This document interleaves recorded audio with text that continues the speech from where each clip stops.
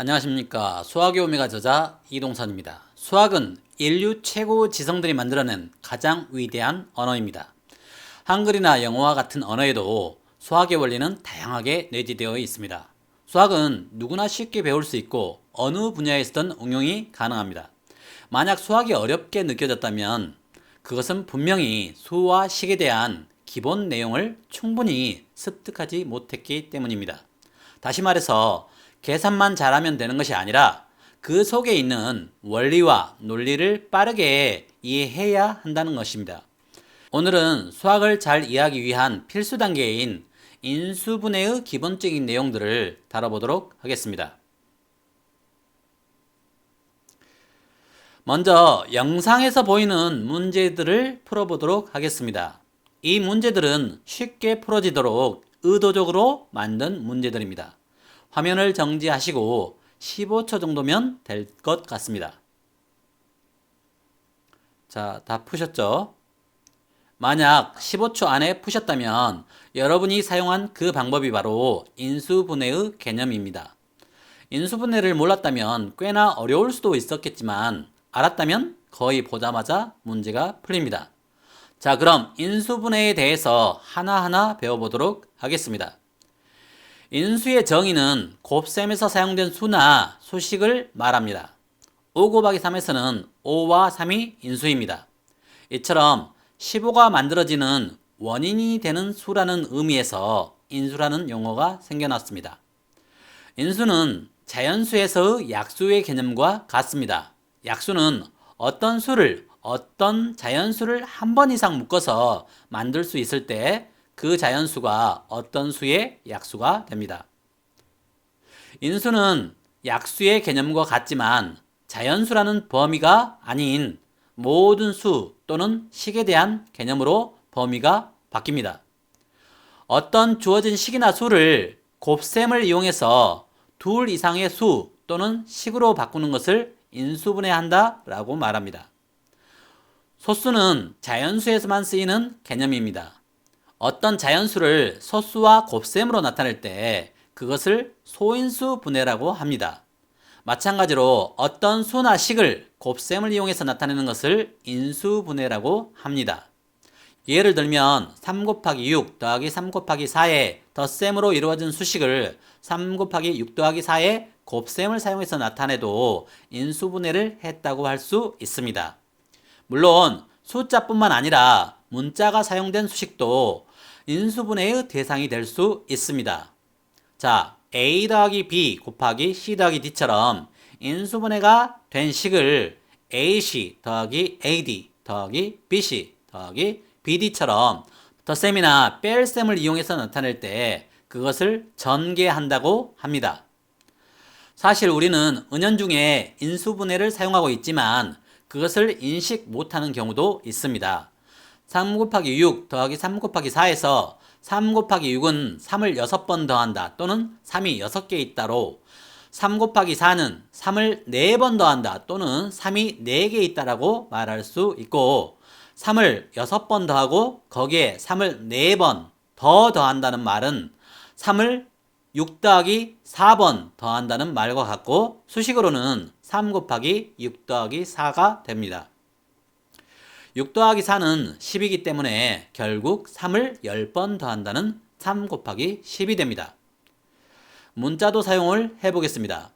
3a 더하기 5a는 a를 3번 더한 다음에 또 a를 5번 더하는 것이기 때문에 더하는 횟수끼리 괄호 연산자를 사용하여 3 더하기 5 곱하기 a의 수식으로 인수분해가 되고 이것은 8a가 됩니다.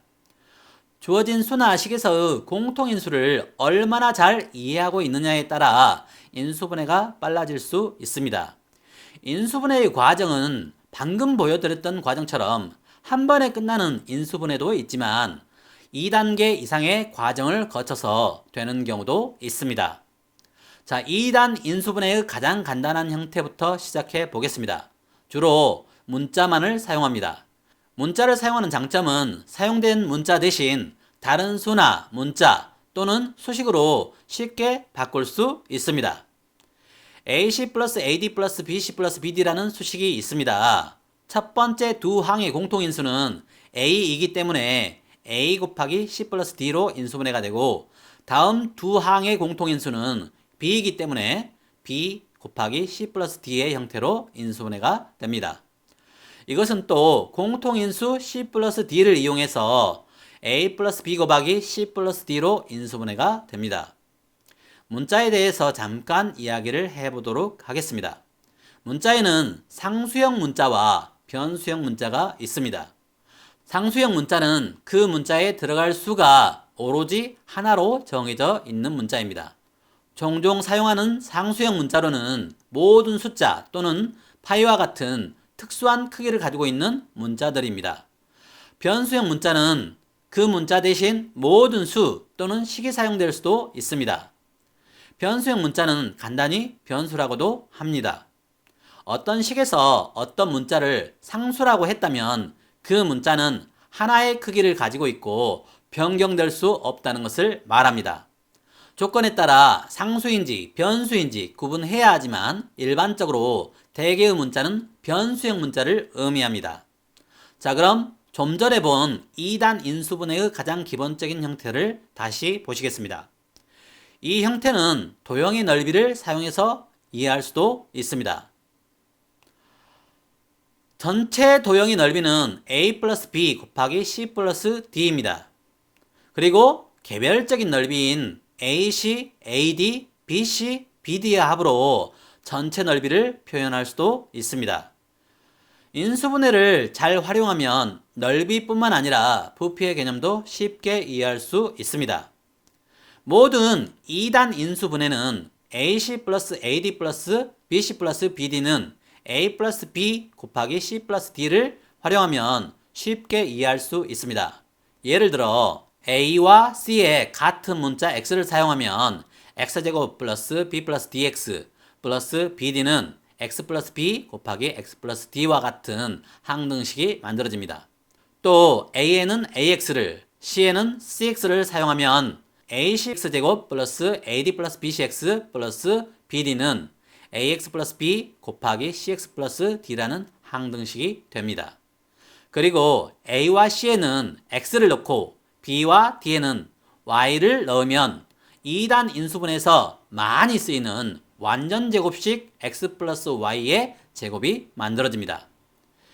마지막으로 A와 C에는 X를 넣고 B에는 Y를, D에는 마이너스 Y를 사용하면 X의 제곱 마이너스 Y제곱은 X 플러스 Y 곱하기 X 마이너스 Y라는 2단 인수분해에서 가장 중요한 합차의 곱이라는 항등식이 만들어집니다.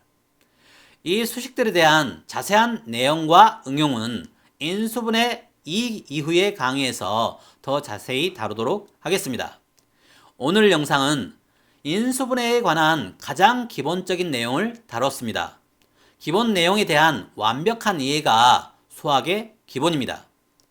수학에 등장하는 98% 이상의 수식은 인수분해와 관련이 있습니다.